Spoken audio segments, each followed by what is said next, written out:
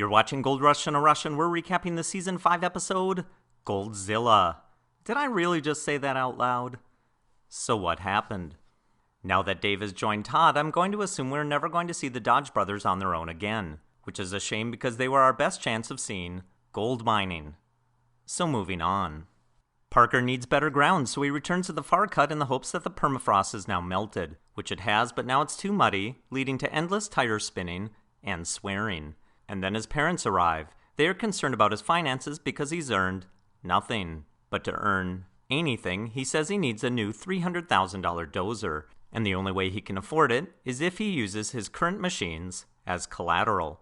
Moments later, the new dozer arrives, and they put it together and get to work. But meanwhile, they perform a cleanout of the swamp cut and find 182 ounces, the biggest cleanout of the season. And now Parker faces a dilemma: continue mining the swamp cut or switch to the far cut. We'll have to wait until next week to see. Tony BEETS is still taking apart his dredge. This time he's attempting to lift off the wheelhouse in one piece by the roof.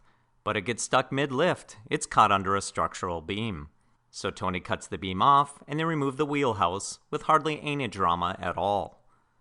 At the new cut, Todd urges Jack to load Little Red faster, which he does until fine material inadvertently ends up in the tailings, so Todd urges Jack to load Little Red slower. They'll need a new wash plant to handle all their pay dirt. So they turn to Freddie Dodge, who happens to have one ready and loaded, but it will cost 300 ounces of gold, 100 ounces now, and 200 at the end of the season.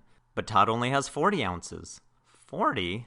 Well, technically, he only has 38 left, and that's if you don't count the 20% he should have been paying to the claim owner all season, but never has, because then he would only have 23.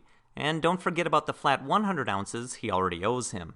And also, don't forget about the excavator Todd never paid for as well. Anyway, Todd hopes that they may already have 60 ounces in the sluice. So they do a clean out and find 64.03 ounces, just enough for the down payment. How convenient. Unless you realize that 12 ounces of that already belongs to the claim owner.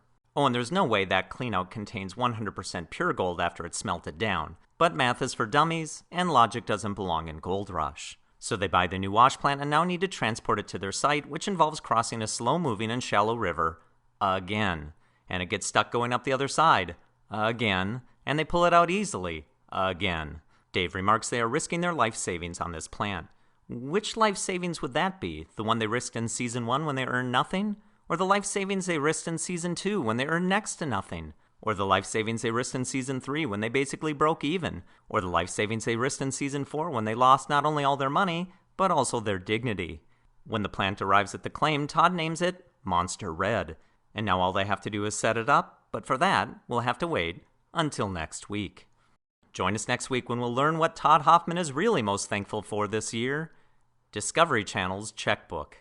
And don't forget to watch the past episodes of Gold Rush in a Rush.